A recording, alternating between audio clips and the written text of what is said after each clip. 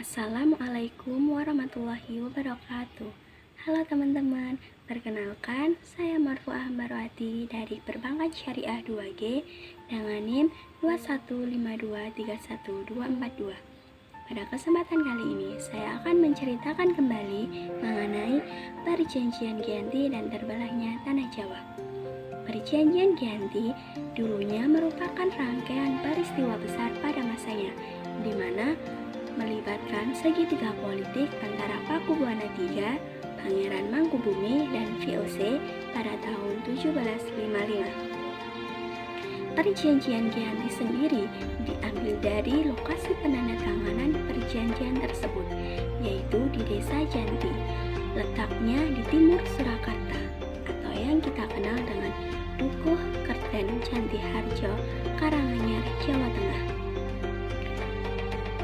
Pada masa silam, Perjanjian Giyanti sendiri dibuat dalam rangka meredam api konflik yang sudah berlarut-larut pasca perpindahan Keraton Kartasura ke Surakarta. Ketika itu, Pangeran Mangkubumi yang membantu Pakubuwana II mendapatkan hadiah atau imbalan sebidang tanah. Namun, luas tanah yang diperoleh membuat salah seorang pangeran merasa cemburu, sehingga ia melaporkan kepada Gubernur Jenderal Baron van Binsholt, yang kemudian sang jenderal pun melakukan atau mengambil tindakan yang membuat tanah tersebut tidak jadi dimiliki oleh Pangeran Mangkubumi. Nah, kemudian dari itulah pecahnya Perang Mangkubumen, di mana puluhan ribu tentara kompeni dan tentara Jawa tewas.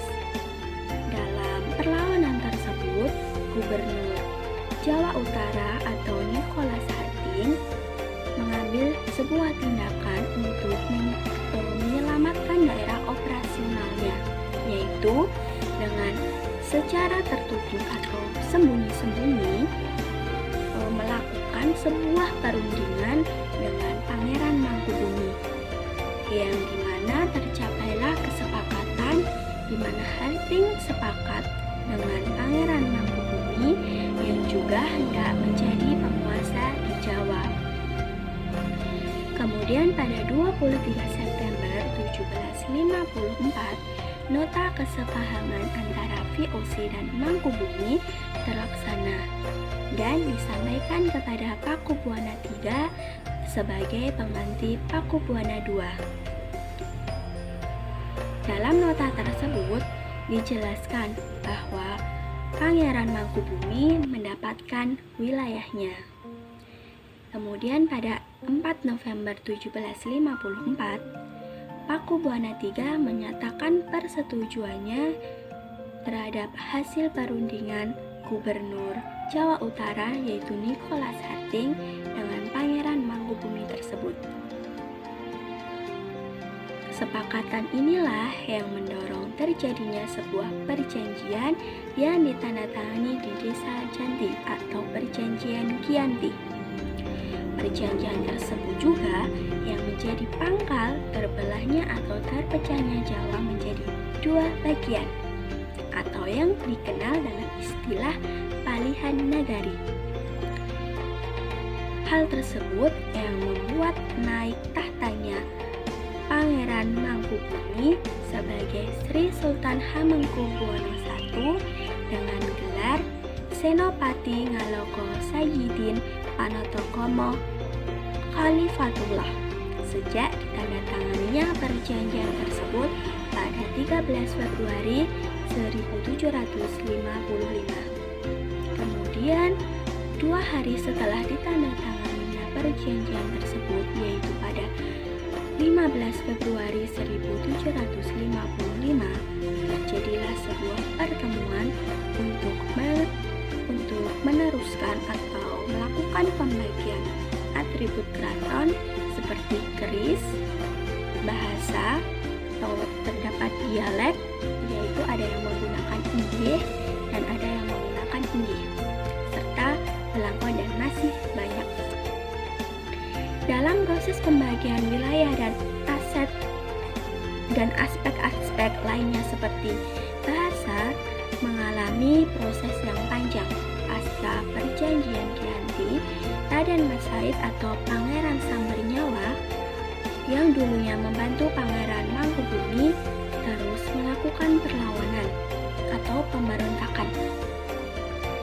Pada Oktober 1755, Pangeran Sambernyawa berhasil mengalahkan satu kelompok pasukan VOC yang kemudian pada Februari 1756 ia juga hampir membakar keraton yang baru saja didirikan atau baru saja dibangun di Yogyakarta. Setelah perang bertahun-tahun, akhirnya VOC menyudahinya dengan penandatanganan Perjanjian Salatiga pada tahun 1757. Yang kemudian perjanjian inilah yang kembali membagi tanah Jawa dengan Pangeran Sambernyawa mendapatkan sebagian wilayah Kasunanan Surakarta dengan wilayah kekuasaan yang dikenal sebagai Kadipaten Mangkunegaran yang dengan gelar Kanjeng Gusti Pangeran Adipati Arya Mangkunegara Lelono Jaya Misesa Senopati ing Alaka Satriya Raga Mataram ing Nagari Surakarta Adiningrat. Kemudian pada 1813 pada masa Gubernur Jenderal Thomas Stamford Raffles, Kesultanan Yogyakarta kembali terbelah dengan lahirnya Pakualaman. Dengan begitu, tanah Jawa telah menjadi 4 wilayah pemerintahan. Hal tersebutlah yang menjadikan Jawa dengan rupa keberagaman yang berbeda-beda. Dinamika politik yang digerakkan oleh angin revolusi pada pertengahan 1940-an membuat masing-masing mengalami nasib yang berbeda. Hal tersebut berujung pada perbedaan status hingga saat ini. Dan saat ini pula wilayah atau Kasunanan Surakarta dan Kadipaten Mangkunegara menjadi cagar budaya, sedangkan wilayah Yogyakarta yang di dalamnya terdapat Pakualaman menjadi daerah istimewa. Demikianlah cerita singkat mengenai perjanjian Giyanti dan terbelahnya tanah Jawa. Apabila ada kesalahan dan pengucapan kata dari saya mohon maaf yang sebesar-besarnya. Bila taufik walhidayah, wassalamualaikum warahmatullahi wabarakatuh.